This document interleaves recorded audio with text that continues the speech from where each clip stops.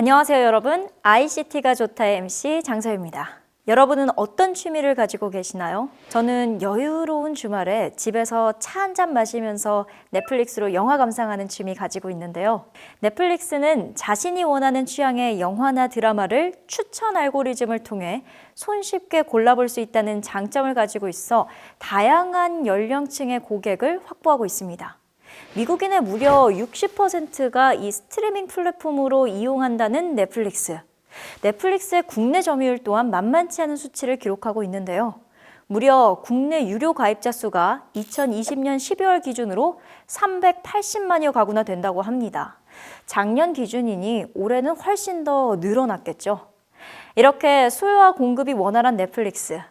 넷플릭스의 이 대단한 인기의 원천은 과연 어디서부터 시작된 것일까요?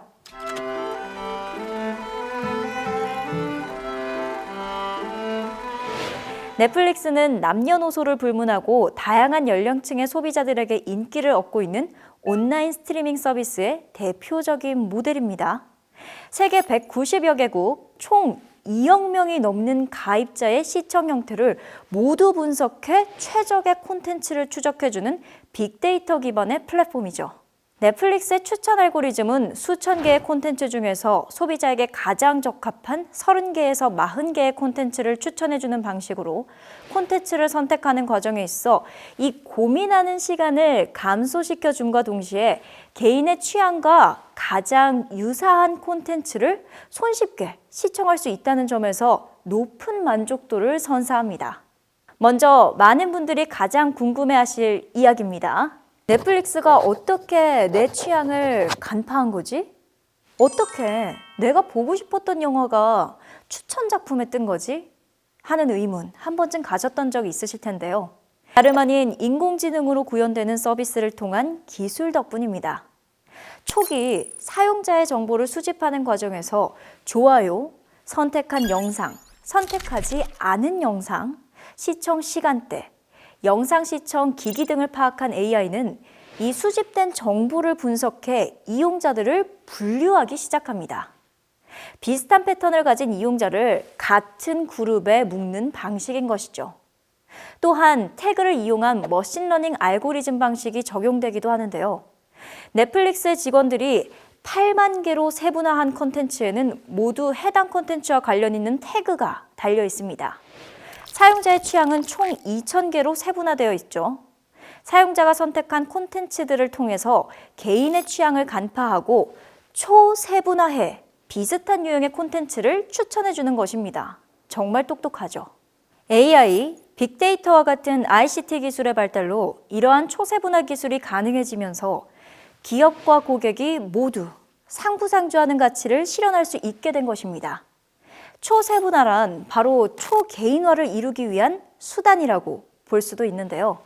사용자의 행동, 경험, 니즈를 더 이상 쪼갤 수 없을 만큼 잘게 쪼개어 고객을 이해하는 하이장달의 접근법입니다. 이 접근을 통해 온라인 데이터의 실제 생활 패턴, 그리고 취향 정보를 바탕으로 타이밍에 적절한 메시지를 사용해 사용자의 소비 경험을 가이드하며 접근하게 되는 것이죠. 자, 좀 더 쉽게 풀어볼게요. 이런 것이죠. A라는 사용자가 있다고 가정을 한다면 넷플릭스에는 A가 콘텐츠를 시청하기까지 사용한 검색어, 시청한 콘텐츠, 좋아요를 누른 콘텐츠, 시청 시간, 이동 경로 등의 A의 이용 행태를 수집해 저장을 해둡니다. 또 A가 어떤 콘텐츠를 주로 시청하는지, A가 시청한 콘텐츠는 어떤 공통점이 있는지 등을 분석해 A의 관심사를 파악을 하고 성향까지 캐치해냅니다. 이렇게 수집한 데이터를 초세분화라고 합니다. 이런 정밀한 데이터를 가지고 A에게 콘텐츠를 추천해 주는 것이 초개인화인 것이죠. 이러한 인공지능 기술이 오로지 콘텐츠를 추천해 주는 용도로만 사용되지는 않습니다. 바로 넷플릭스의 시각적인 효과 콘텐츠 포스터에도 이용되는데요. 이게 과연 무슨 말일까요? 개인의 성향과 취향에 따라 콘텐츠를 홍보하는 포스터 이미지를 달리한다는 겁니다. 예를 들어 볼게요. 특정 배우를 좋아하는 사람에게는 그 배우 얼굴이 더 크게 등장하는 포스터, 장소를 더 선호하는 사람에게는 배경이 보이는 포스터.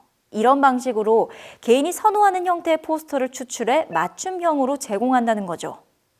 이 모든 것들이 ICT 기술인 인공지능을 통해 이루어진다는 것을 알게 됐습니다. 그렇다면 조금 더 구체적으로 넷플릭스는 도대체 어떤 AI 기술을 사용하는 것일까요? 넷플릭스는 크게 두 가지의 선별 방식을 사용하고 있습니다. 첫 번째, 컨텐트 베이스드 필터링이라는 컨텐츠 기반 필터링과 두 번째, 콜라보레이티브 필터링이라는 협업 필터링입니다. 이 협업 필터링은 두 가지로 세분화되기도 하는데요. 바로 사용자 기반 필터링과 아이템 기반 필터링으로 나뉘어집니다. 사용자 기반 필터링을 간략하게 설명해 드리자면 이 필터링 방식은 사용자들에게서 모은 정보를 기반으로 사용자와 사용자 간의 유사도를 파악해 콘텐츠를 추천해 주는 방식입니다. 예를 들어 A와 B가 선호하는 콘텐츠에 이 교집합이 많다면 AI는 A와 B를 비슷한 성향이 가진 고객이라고 예측하는 겁니다. 그럼 이 필터링 과정에서 AI는 A가 좋아하는 콘텐츠를 아직 시청하지 않은 B도 좋아할 것이라는 결론을 내리는 것이죠. 아이템 기반 필터링은 콘텐츠 간의 시청 기록을 파악해 콘텐츠들의 유사도와 사용자의 선호도를 기준으로 콘텐츠 추천을 해주는 방식인데요. 만일 사용자 A와 B가 콘텐츠 1, 2, 3을 시청합니다. 그렇다면 AI는 1, 2, 3을 모두 성질이 비슷한 유형의 아이템으로 인식하는 것이죠. 그런데 여기서 사용자 C가 1, 2는 시청을 하고 3은 시청하지 않았다고 가정합시다. 그럼 1, 2, 3을 하나로 묶은 AI는 C에게 콘텐츠 3을 추천해주게 되는 것입니다. 이와 같은 인공지능에는 바로 딥러닝과 머신러닝 기술이 포함되어 있는데요. 사람이 따로 알려주지 않아도 스스로 어떤 것을 학습해야 하는지를 찾아내 학습하며 축적된 경험을 기반으로 한 예측을 통해 결과를 도출해내죠. 그러니까 한마디로 로봇이 경험으로 무언가를 예측한다는 겁니다. 이거 정말 놀라운 기술의 발전 아닌가요? 이러한 인공지능 기술을 거쳐 당신의 취향과 일치할 확률 몇 %라는 환심을 사로잡기 좋은 문구와 함께 우리는 한 개인의 성향과 유사한 콘텐츠를 추천받을 수 있게 되는 것입니다. 넷플릭스의 알고리즘 기술 도입 후 시청자가 콘텐츠를 시청하는 시간은 20배 이상 증가했고 시청자가 소비하는 매출의 75% 이상은 이 알고리즘 추천 방식에 의해 발생된다고 합니다. 최첨단 ICT 기술이 한 기업을 만들고 정상까지 이끌어갔다 해도 과언이 아니죠. 기계학습이 적용된 머신러닝 알고리즘, 지금보다 더욱 방대한 양의 빅데이터 수집과 정보 분석 등을 통해 나보다 나의 취향을 더 잘 아는 인공지능이 개인의 세심한 취향까지 하나하나 찾아주는 세상이 왔습니다. 콘텐츠 쓰나미의 시대. 콘텐츠의 양이 늘어날수록 매년 만들어지는 콘텐츠 역시 꾸준히 누적되고 있습니다. 이 와중에 내가 원하는 흥미로운 콘텐츠를 찾는 일은 점점 어려워질 수밖에 없게 되죠. 하지만 이런 추천 알고리즘을 통한다면 굳이 시간을 들여 찾지 않아도 정보를 쉽고 편리하게 찾을 수 있게 됩니다. 알고리즘이 바로 개인의 취향에 맞는 큐레이션을 해주는 셈이 되는 것이죠. 지금까지 ICT 두 번째 이야기, 넷플릭스였습니다. 다음에는 더 재밌는 이야기로 돌아오겠습니다. 여러분 그럼 오늘 하루도 좋다 외치며 마무리하시길 바랍니다. 감사합니다.